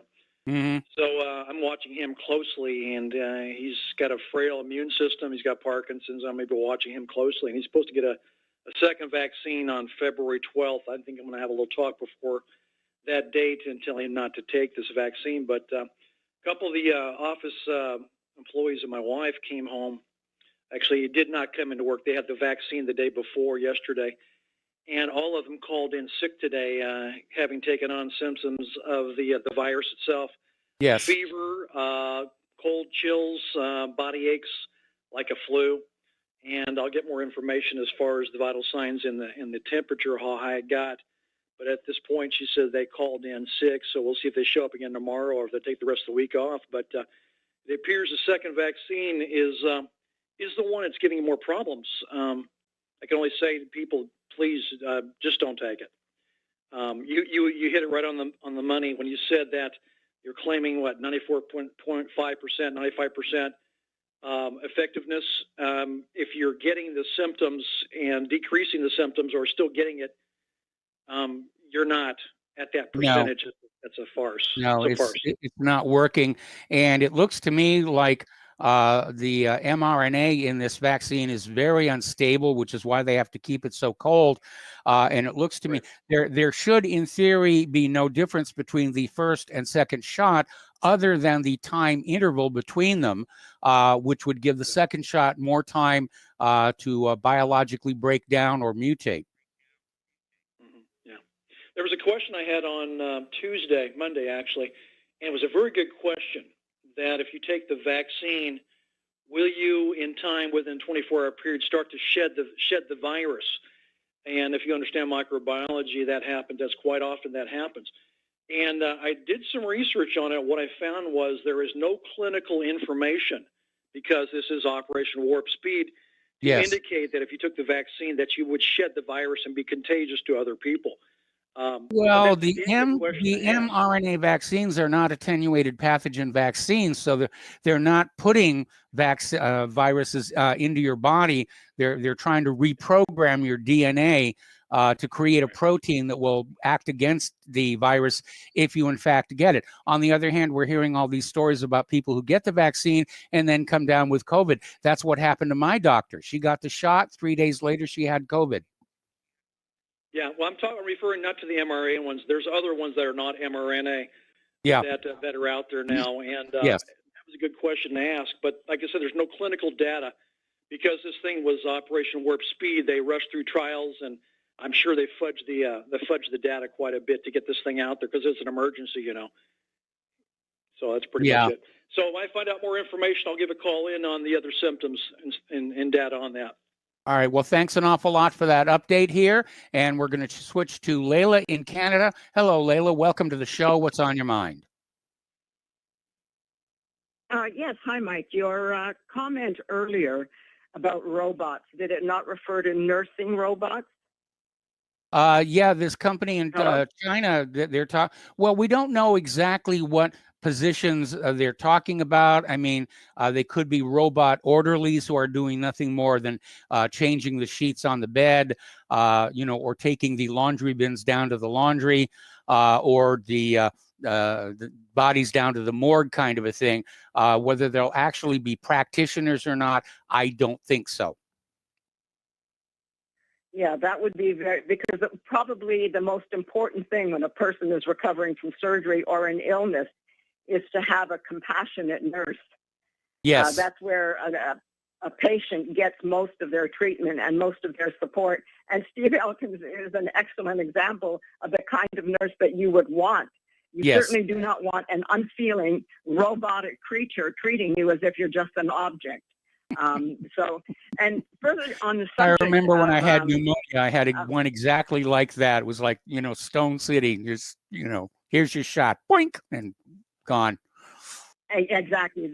Yeah. People are usually frightened after or before surgery, and they need a compassionate nurse. Yes. And certainly, robots are not going to be able to empathize with a patient, like, for example, someone like Steve would. On the subject that Joe raised earlier, with regard to Jonathan Pollard, I believe it was Clinton who released him, but Trump did give him a pardon. A full pardon. Or, okay. I'm pretty sure that it was Trump who either. I think it was beyond a mere commutation, but simply that he did actually pardon him. But that brings us back again to the same subject that I raised a couple of days ago. We have a lot of immigrants coming in. Yes. But to me, the greatest danger still comes from those that are serving as spies for another power. The swarm that are going to be coming over from Central and South America may or may not be agents that are intended to be spies planted within U.S. institutions. But someone like Jonathan Pollard, who probably came here legally or was even born in the U.S.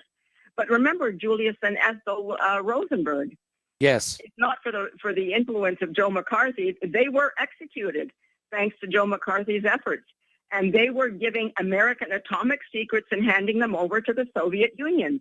Yes, now, they were. Why Pollard would pass on information to Israel, who would then sell it to the Soviets, is bizarre, when Israel was created by Bolsheviks who destroyed the American Empire or the Russian Empire and killed the Tsar family in the most brutal, inept fashion. All of that just doesn't make sense. But anyway, when we talk about immigrants, I know I said yesterday that I thought if we cannot stop them from coming over during the Biden administration, what are we going to do with them once they're here? We can't That's just a big question. we dehumanize ourselves by just killing them. So we have to try and win them over. Those that are not deported for legitimate reasons, and actually considering the concept and law of pre-existing obligations, Americans who are already here and built the safety network do have prior rights to use the safety system. To just say that anyone who comes over as an illegal migrant has equal rights and equal citizenship is dead wrong. I agree. Because there is it is the concept of pre-existing obligation, never mind the morality of allowing migrants to come in and steal what other people built and should be able to have first access to, priority access. And the other word I was reaching for yesterday when I said that I didn't know for sure if it was only the migrants who had destroyed the beautiful state of California. Yeah. The word I was looking for was hedonism. Hedonism and drug addiction. Okay. Yes. I Well, think hedonism it was, is more than just sex. It's the desire for pleasure in all things. Yeah. Yeah. Yeah, and endorphins. That's all they're seeking, whether it's from drugs or sex. But I think, California was already on the decline because it was so materialistic and egotistical that it probably appealed to criminal migrants because they would be perfect purchasers for whatever products they wanted. And after they got there, any of the people who were victims, who allowed themselves to be victimized by their own greed and pathetic search for hedonism, they would end up being the living in tents on the streets and polluting the streets with their waste. Well, So I got to tell you, Claire and I left California in about 2001, and the place just immediately went downhill afterwards. Were there a lot of migrants there yet? There were some, yeah. There's always been an illegal immigrant problem in California. I was attempting a little humor there, which obviously didn't work. Sorry. I see. Yeah, forgive me. I take things a little too seriously sometimes. Yeah, Yes. we got to lighten things up here, or we tune into our listeners and they're hanging from the rafters, and we don't want that. So we throw some humor in there. Yeah, no, of course not. But the other question that I have is all this concern with robots. Yes. I can understand robots that are located within facilities where they might be able to plug into an energy source. How are the other robots supposed to operate on energy? Is that the purpose of the vaccines, to kill off some of the older, useless people, and then possibly salvage from them something that might be used because human beings generate our own energy? Are they trying to salvage from them it's something chemical that might be energy, and you have to usable? eat food every day, and to supply that energy. You've been watching too many Matrix movies. I personally think at the point. No. No. Okay. The energy is produced. Yeah, no, we have to eat, of course, but I mean, Yes. food is turned through the Krebs cycle, but all of that happens within the mitochondrion. Yes. Everybody has mitochondrion in every cell, and Yes, that we is do. where the energy is created. So the thing is that human beings generate our own energy. So if you can turn humans into robots without losing their ability to generate their own energy, then you've got the ideal robotic human. And maybe that's the purpose That would be of some called of a the vaccines. cyborg. That would be a cyborg. Yeah, or a as some people call them biobots, biological robots. I mean, the thing is that we have to get. I think we're a little. Maybe we're not too far away from creating hybrid human robots. It's hard to say. Well, but who anyway, knows what DARPA's up to comment these to days? Joe. Yeah, it's hard to know what anybody is up to, but a comment to Joe. Thank you for the compliment. I didn't hear it yesterday. I came into the show late, but I think a lucky lady someday will get a serious proposal from you. But anyway, thanks, Mike. I enjoyed the conversation. Well, thank you for the phone for call. now. And thank you for the insights. And we'll talk to you again soon. We're going to switch over to Marco in Alabama. Hello, Marco. Welcome to the show. What's on your mind? All right. First off, I guess, I was hoping with the Trump administration that we would get a serious, concise, intelligent conversation about immigration. Because for the longest time, most Americans don't understand in all of this hoopla of, you're a bigot, dude, if you protect our southern border. You're a bigot, dude, if you're trying to protect generational Americans' rights and things like that. Is that first and foremost, since 1965, everybody look this up. Congress held a open debate, regarding the multicultural lottery system.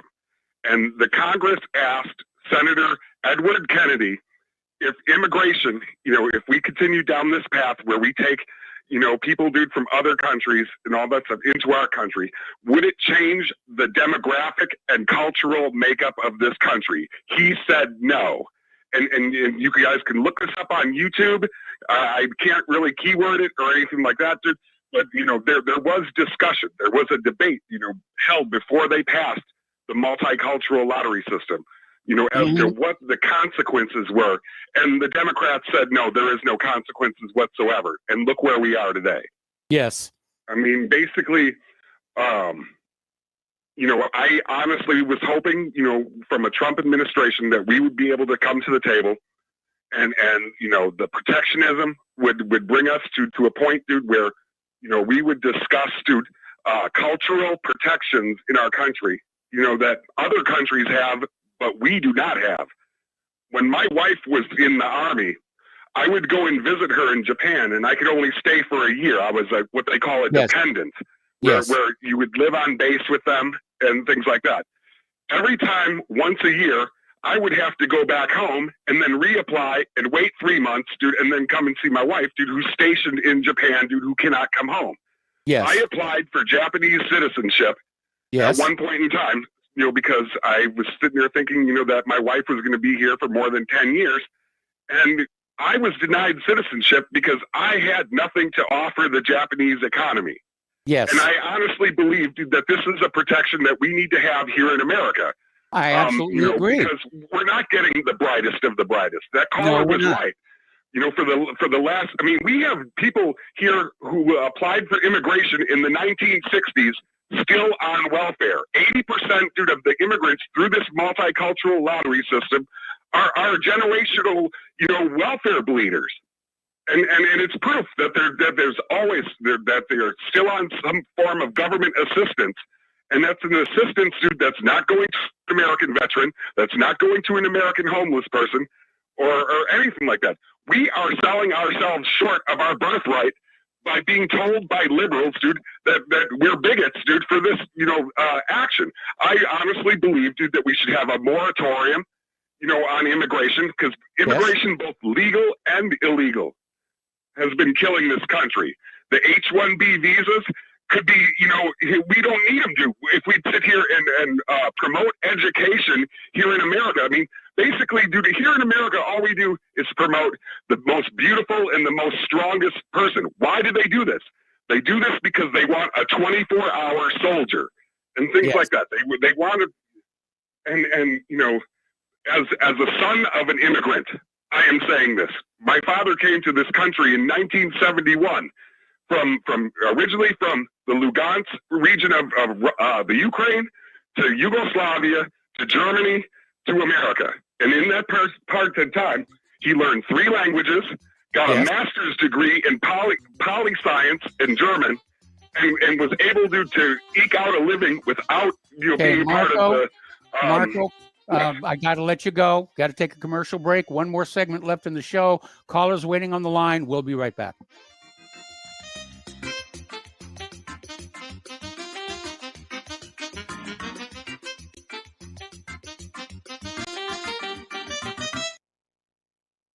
Hello, I'm Dr. Leonard Horowitz. I was right 30 years ago in warning the world about threatening lab virus outbreaks, AIDS, and Ebola. I was right 20 years ago when FBI Director Robert Mueller made me a suspect in the anthrax mailings because I warned the Bureau before the CIA's biocrime and Cipro sales psyops happened. I was right about COVID-19 being an AIDS-laced mutagen planned to resurge this fall to excuse officials' profitable depopulation globalization agendas. And I was right about the only safeguards being antioxidants and holy spiritual sustenance. Vitamin C, D, zinc, chlorophyll, oxygen, and oxysilver especially transmits the frequency resonance to neutralize the expanded function bioweapon. Oxysilver is a double superconductor of the healing power of love. It is the first nutraceutical invented to amplify prayer power and the faithful, loving intention of your heart. Buy, try, and stockpile Oxysilver through HealthyWorldStore.com.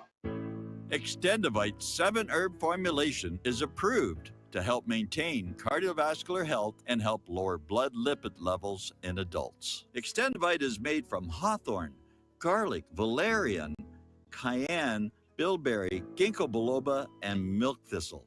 The herbs in Extendivite have been chosen for their ability to help with overall health. Many people have reported improved energy and stamina in just a few months. If you think you could feel just a little bit better, then Extendivite may just be for you. Extendivite is an all-natural supplement.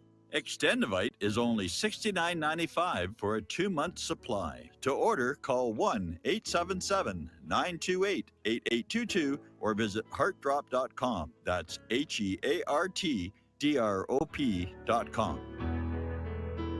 Extend your life with Extendovite. So, you love talk radio? Then you'll love TalkStreamLive.com. TalkStream Live is always on, 24/7 with the best streaming talk shows. Find your favorite talkers and discover some new ones. It's free, readily available online or on mobile with any smartphone or tablet. Finding your favorite talk shows all in one place has gotten a whole lot easier. Just go to TalkStreamLive.com. Be sure to download the free apps from Google Play or the iTunes App Store.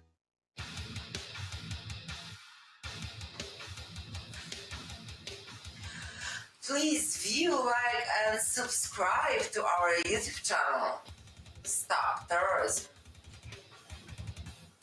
Please contact us if you or anyone you know who wants to be on our show at thetruthpharmacy@gmail.com. Keep it real. Take the red pill. We will